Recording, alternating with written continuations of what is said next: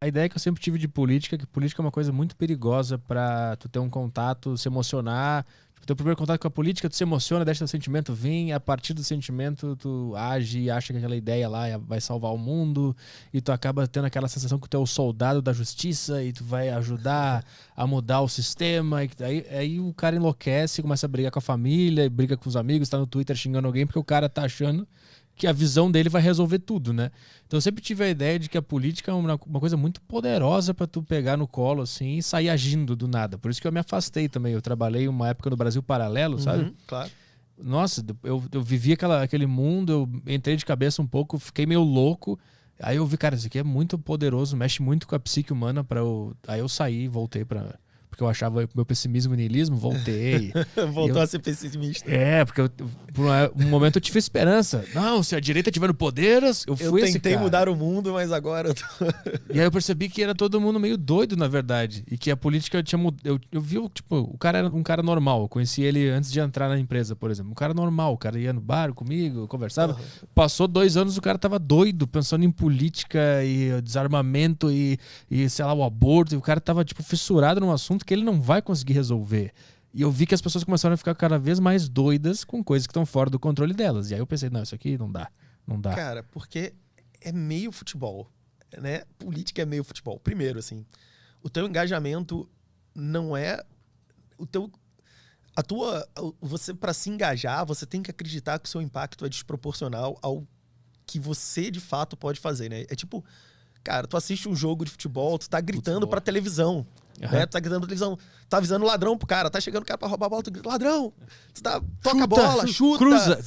Você tem que acreditar que você tá tendo algum impacto ali, porque o teu engajamento é porque você acredita que você tá tendo algum impacto. E na política é meio que isso, com a diferença de que, cara, dificilmente eu vou ser jogador do Vasco na minha vida. Mas política, pelo processo democrático, você pode virar um player relevante na política. E muitas das pessoas, se não todas, se engajam por emoção. E eu acho que tem uma parte boa de você se engajar emocionalmente com as coisas, porque a emoção é o que faz as coisas andarem, né? Se não for por você acreditar que você está fazendo alguma coisa relevante, você nem levanta da cama, você não sai de casa, você não se engaja.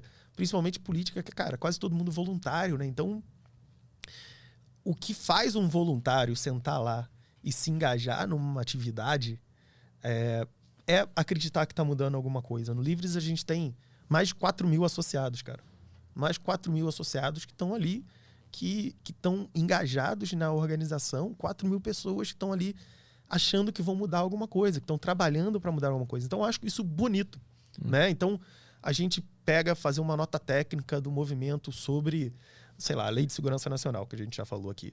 Cara, eu tenho um cara lá que é um baita advogado, o cara é doutor em direito, a hora de trabalho desse cara deve custar R$1.000.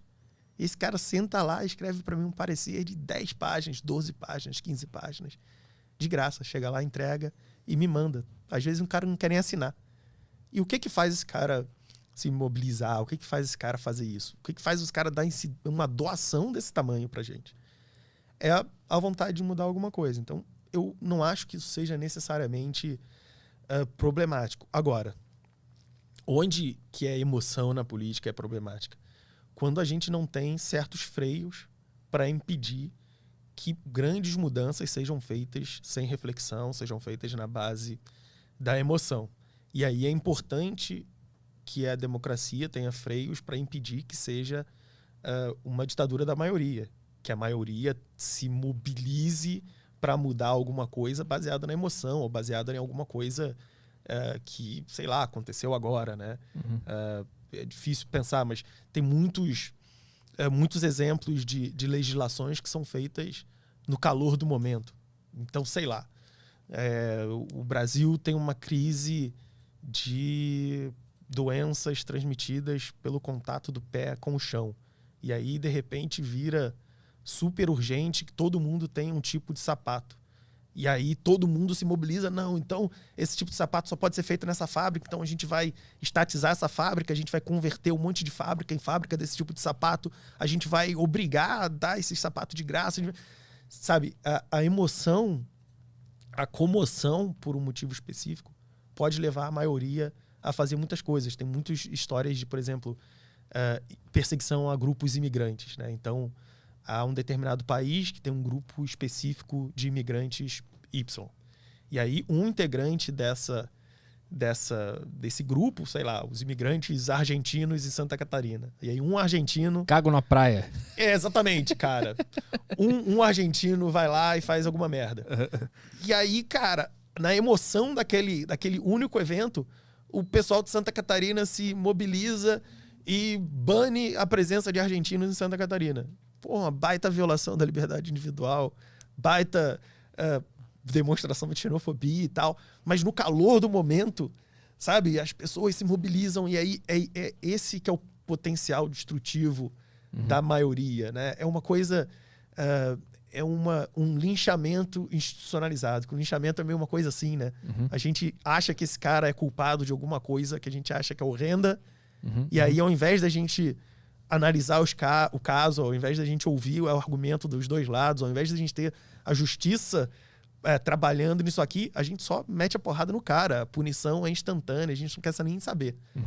E é meio isso, assim, né? Quando a gente transforma isso num processo da democracia, a gente faz com que tudo seja meio decidido no calor do momento. Eu acho que a emoção é fundamental, mas as democracias precisam ter como parte do seu arcabouço institucional formas de frear mudanças bruscas. O Brasil tem alguns instrumentos desse tipo. Por exemplo, sei lá, você mudar alguma coisa na Constituição não é chegar lá um dia na Câmara dos Deputados e propor uma coisa e a maioria votou, se o sim ganhou no não, mudou a Constituição. Não, pô, tem o quórum qualificado, tem a votação qualificada, tem que votar em 2 turnos, tem que votar nas 2 casas, tem toda uma forma de fazer isso para evitar que a política seja basicamente emoção. Mas, cara, no nível das torcidas ali, é soco na cara, é briga com a família, é amigo perdendo amigo. Então, aí tu deu um exemplo de um cara que ele tem um poder para mudar, por exemplo. Ele tem o poder de alterar a lei lá de Santa Catarina para fazer aquilo acontecer, então a emoção bate nele, ele tem uma ferramenta para agir de acordo com aquela emoção e mudar uma lei. Mas no caso de um voluntário de um partido, de uma ideologia política, o cara não só se estressa e gera ódio dentro dele, porque se ele não tem como alterar nada no mundo, ele só fica martelando uma ideia na cabeça dele e elege inimigos e odeia o cara. Me parece que o cara que se envolve em política, um cidadão normal, por exemplo, se ele não tá bem preparado para lidar com aquele poder ali de ter uma opinião, ele enlouquece e só gera ódio, porque ele não consegue nem descarregar aquela emoção numa lei, por exemplo. Ele pode até vir a ser um cara, né? Ele pode crescer ali dentro daquele grupo e ser eleito alguma coisa. Mas na maioria das vezes o que acontece é que o cara vai para a rede social, se engaja lá. E como eu tinha falado antes, eu acho que a rede social